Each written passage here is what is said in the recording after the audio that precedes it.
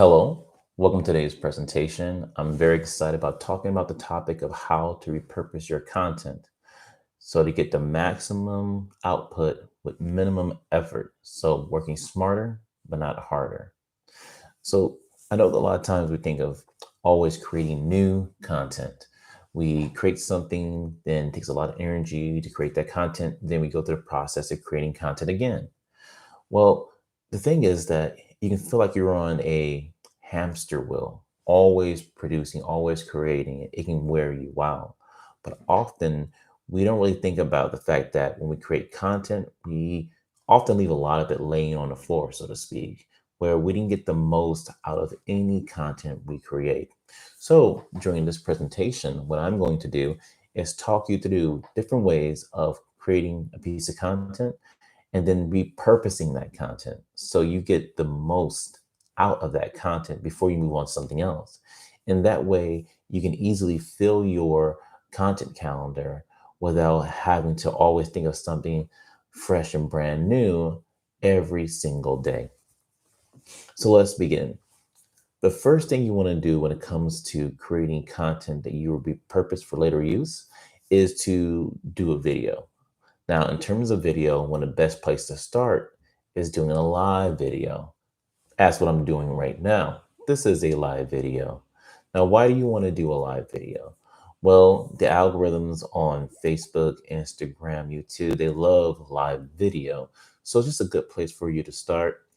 And also, when you create this content, you can then use it and break it up in many different ways. So after you create your live video, well, during you creating your live video, you want to think about it in sections. Because what you're going to end up doing is taking that live video and you're going to break it up into parts and then break it down into snippets.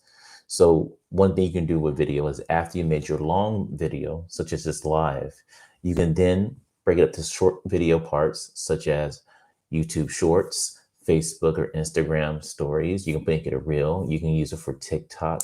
But again, you need something to pull from. That's why you should have something longer. Now, I'm not talking you need to do something for like an hour. You can break it down to maybe 10 minutes and create a 10-minute live video. And then from there, take that video and then break it up. So what you end up doing is do your live. Then after doing your live, you're going to break it down to pieces and bits you're going to use for different parts of social. And then after you've used it for all these different things, then you're going to come around and then share the video on your social media platforms. So right now I'm doing this live. It's here on YouTube, for example, but I'm not going to then put this out right away. First, I'm going to break into pieces, right? Almost like trailers or sneak peeks. And then after I've done all those little parts, I will go back around and share this entire video. So that's it when it comes to how to do your live video, break it down to pieces, use it for shorts, reels, or stories, and then share the entire video at the end. Now we're going to talk about text. So what you do is still start with the video you already created. So you have your live video you've taken, right? Now, what you want to do is transcribe this video. Now, there's a lot of different platforms out there that you can use that can transcribe things for you. So if you want to pay for it, that's fine. But there's free ways of doing this. In my case, I like using something called the Otter app. So I think it's the Otter AI or Otter OI. But if you look up on your phone, it's called the Otter. It does a really good job at transcribing voice. One thing you can do is that take your phone and after you create your video, just take your phone, turn on the Otter app and put it right next to your speaker. And it will transcribe almost, I say 75 to 80% with perfection in terms of what you're saying and turn it into text. Then you can go into the app and then you can adjust the words as needed. It's as simple as that. Do your live video, take your phone, put it next to your speaker, play the video over again, and then record your voice. Now, once you have this raw text, you're going to break this up into many different forms for many different reasons. Again, we're thinking about breaking it down to little pieces So in this case, you want to take what you created and create quotes out of it, if anything's quotable, or take out insights. Take those quotes or insights and then turn them into posts for your Instagram feed, Facebook feed, LinkedIn. It doesn't matter. So take what you created, make quotes out of it, create little insights from that, and there you have a bunch of content just from that. It can even become a tweet if you wanted to. In addition to that, you want to take your text and then you got to do a little work. What you want to do is take your text and then fix it and make it into a blog article, right? So then you can use it in your blog. You can post it on your website. You can put it on Medium. What I do recommend is because Medium have already made audience that is there for reading and taking in information, and it's a good way to get people to come back and traffic back to your website. So definitely create the article or the blog from the text from your live feed, right? And take that text, fix it, make it look nice, put it on your website. Then if you want to, go put it on Medium. If you have a Substack, put it there. If you have a newsletter, send it out to your community. There's so many things you can do with this. But the key is you're not creating something out of the air. You're taking something from your live video and then you're creating the text from that. So it's not a lot of heavy lifting. So next we're going to talk about images. So you can create videos, you can then make text from the video, but let's talk about what you can do in regards to images. Same things. Take a quote, add an image to it is a very good way of doing that. You can take what you covered during your video and create a single post checklist.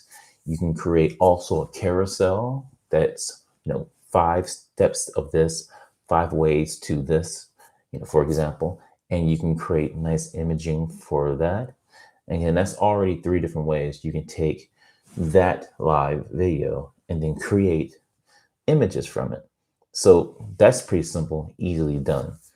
So let's now move over to the next one, which is audio. Audio is an amazing one because people often underestimate audio in terms of podcasting. You now have LinkedIn has its own audio forum. Facebook also has it. And so there's different ways and different things you can do to audio in addition to just doing podcasts. So let's talk about a few ways you can use audio to repurpose content. So one thing you can do is take a snippet from your live feed, right, or your live video and create an audio clip. Now, what's amazing, there's an app called Headliner, the Headliner app, and you can upload your snippet of your audio, and then you can place an image behind it, and it gives you a really interesting visual video that has you talking on it in a wave going across the screen, or sound bars going, and you have the image that's associated with your brand or your business or your institution that you work for, in the image itself. So it's a really interesting way to make audio dynamic and interesting. Next, you can do the same thing in terms of with stories or reels. You can get stock video from Canva. I mean, they're everywhere. You can get stock video. So look it up, search online for stock video, and create a 15-second or 30-second video. And on top of that, you can have just the sound from a snippet of your live feed or your live video as a part of that. So that's a very good way, again, to take advantage of the reels or stories or what have you to engage your audience. And then, of course, what you can also do is take the entire live video and create a podcast based off of that.